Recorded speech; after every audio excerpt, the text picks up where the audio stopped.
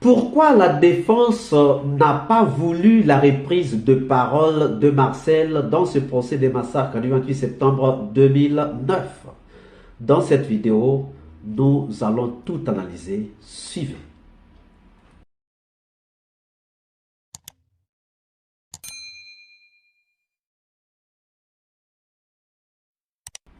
Bonjour, bonsoir, cela dépend de l'heure à laquelle vous regardez cette vidéo. Bienvenue si vous nous découvrez pour une première fois. Encore, comme d'habitude, un réel plaisir pour moi de venir devant vos écrans d'ordinateur, de tablette ou encore de télévision ou encore de téléphone pour vous exposer les analyses que nous faisons de l'actualité africaine ou encore de l'actualité liée aux Africains. Et aujourd'hui encore un rebondissement sur le massacre ou les massacres du 28 septembre 2009. Pourquoi donc la défense n'a pas voulu la reprise de parole de Marcel? C'est la question que nous nous posons. Chers amis, examinez le comportement de tous les avocats du camp de Dadis Camara et consorts lorsqu'on a donné à Marcel la parole de s'exprimer, lorsqu'on a demandé à Marcel ce qu'il voulait faire parce qu'il était debout, et lorsque Marcel a dit qu'il voulait une reprise de parole. Vous avez vu comment est-ce que les gens se sont agités. Vous avez vu comment est-ce que les avocats se sont agités, à gauche comme à droite, agitation totale, débandade totale, panique totale. Pourquoi? Pourquoi? Pourquoi donc? Nous avons vu Maître Berete surgir, demander de parler d'abord avec son client avant. Il ne savait même pas qu'il avait été déjà viré. Lorsqu'il vient menacer, il dit non, je dois d'abord entendre, je dois d'abord écouter mon client. Mais ça devait se faire avant d'arriver dans la salle.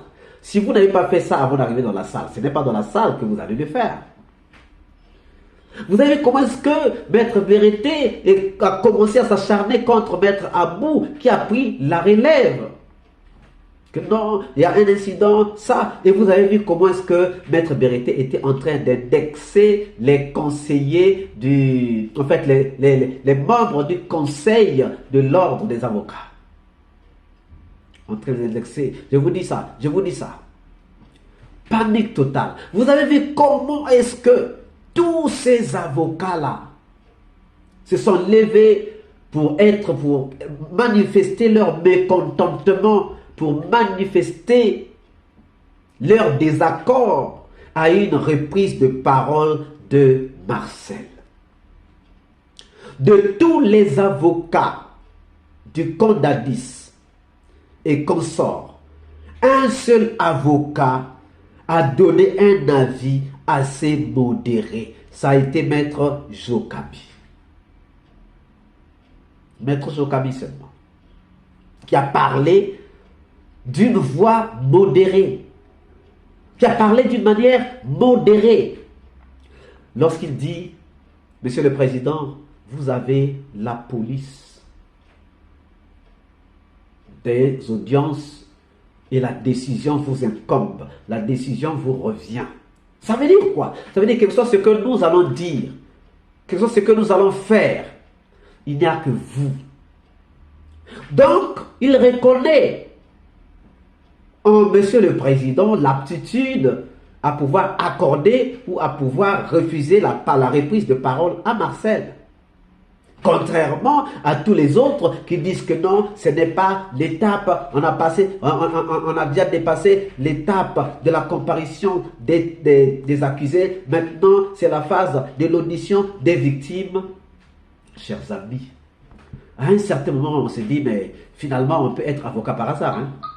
Oui, finalement, à un certain moment, on peut le dire qu'on peut se faire avocat par hasard. Qu'on peut être avocat par hasard. Oui. Ça peut arriver qu'on soit avocat par hasard, chers amis. Parce que lorsque vous regardez ce qui s'est passé, lorsque vous regardez l'agitation de ces gens-là, non. Donc ils disent que non, c'est pas possible. Pour eux, ce n'est pas possible qu'on puisse donner la parole à Marcel. Même s'il a demandé la parole, comme on est en train d'écouter les victimes, on ne peut plus donner la parole à Marcel. Mais pour Maître Jokabi, c'est que ça dépendra de vous, Monsieur le Président.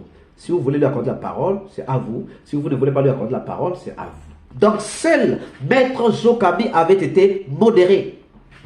Seul Maître Jokabi. Maître Jokabi a insisté en disant au président du tribunal qu'il avait la police des débats et que seule sa décision primerait sur tous les propos ou encore sur tous les avis des autres personnes. Quant à Maître Pépé, il a voulu faire comprendre au président du tribunal qu'il n'avait pas la possibilité de pouvoir accorder la parole à Marcel. Mais regardez, chers amis, quelqu'un vous a parlé en vous mentant. La personne revient vous dire, je vous ai menti, maintenant je veux vous dire toute la vérité. Est-ce que vous ne serez pas dans l'envie de pouvoir écouter cette vérité qu'il veut vous dire, alors que la personne vous dit déjà que ce que je vous ai dit n'est que mensonge? Ne serez-vous pas tenté de vouloir tout de suite écouter ce que la personne ne vous a pas dit de vrai? Alors, chers amis, vous pouvez comprendre que la décision de vouloir faire en sorte que les gens ne puissent pas écouter Marcel, c'était seulement une mauvaise foi. C'est une mauvaise foi. En tout cas, pour quelqu'un qui a soif de la vérité, si quelqu'un vous a déjà menti et que la personne revient pour vous dire que la personne voudrait vous dire la vraie vérité, parce que ce qu'elle vous a dit n'est que mensonge, pour celui qui a besoin de la vérité, on ne peut que être fier et surtout on va être pressé de suivre cette personne-là tout de suite, parce que qui remet à demain trouve malheur en chemin. Comme l'avait dit Maître Silla, on ne sait pas qu'est-ce qui peut arriver ce soir, qu'est-ce qui peut arriver demain. Aujourd'hui déjà, avec cette menace de dire la vérité, Marcel a été menacé lui aussi. Il y a des menaces qui pèsent sur lui. On ne sait pas ce qui va arriver. Mais donc, lorsque Marcel a décidé de dire la vérité, pourquoi ne pas l'écouter? Pourquoi ne pas l'entendre? Pourquoi ne pas lui donner la parole? Mes chers amis, mais le problème c'est que la vraie affaire est que Marcel a décidé de parler. Mais la vraie affaire qui a agité les gens, qui a agité les avocats, qui a agité, vous avez même vu, il y a une vidéo où on montre la face de Dadis. Si vous regardez aussi la face de Dadis, vous vous rendez compte que c'est quelqu'un qui est vraiment en train d'être ruiné par les paroles de Marcel. Donc le vrai problème, ce n'est pas que c'était un problème de déontologie, que c'était un problème d'étape, on était déjà à l'étape des victimes. Non, le vrai problème n'était pas celui-là. Le vrai problème était que Marcel avait décidé de parler. Si c'était Cécile Raphaël, ça n'allait pas causer des problèmes. Si c'était peut-être Paul Mansa, ça n'allait peut-être pas causer des problèmes. Mais comme c'est Marcel, ça a causé des problèmes. Oui, chers amis. Si c'était Keita, ça n'allait pas causer des problèmes d'une reprise de parole. Les gens n'allaient pas parler contre, les gens n'allaient pas s'opposer. Les gens allaient demander que Keita puisse parler. Mais comme c'est Marcel, les gens ont commencé à s'agiter. C'est parce que Marcel a des choses à dire.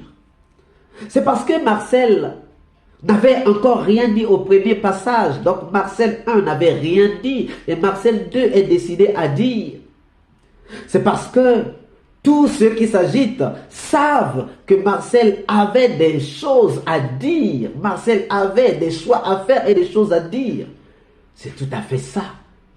Sans ça, Marcel n'allait pas inquiéter. Marcel a inquiété parce que Marcel a des choses à dire. Marcel a inquiété parce que Marcel a des vérités à dire. Marcel a inquiété parce que tous ceux qui sont inquiétés savent que Marcel a des choses à dire. Marcel a un coffre-fort. qu'il a décidé d'ouvrir. Oui, chers amis. Ceux qui sont agités parce qu'ils savent que Marcel connaît toute cette affaire de A jusqu'à Z. Même si certainement il fait semblant de ne pas connaître, mais Marcel connaît cette affaire de A jusqu'à Z. Marcel a pété un plan et donc il pouvait d'un moment à l'autre tout balancer. Et oui, il pouvait balancer d'un moment à l'autre. C'est pour cela que les gens s'agitent. Mais, chers amis, la vraie peur vient de quelque part.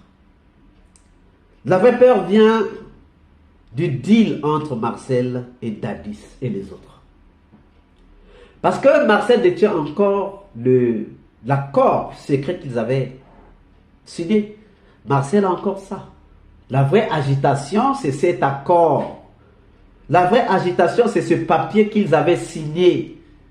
La vraie agitation, c'est que lorsque Marcel va faire rebondir, va brandir en fait cet accord-là avec les signatures de ces gens, ça va cramer.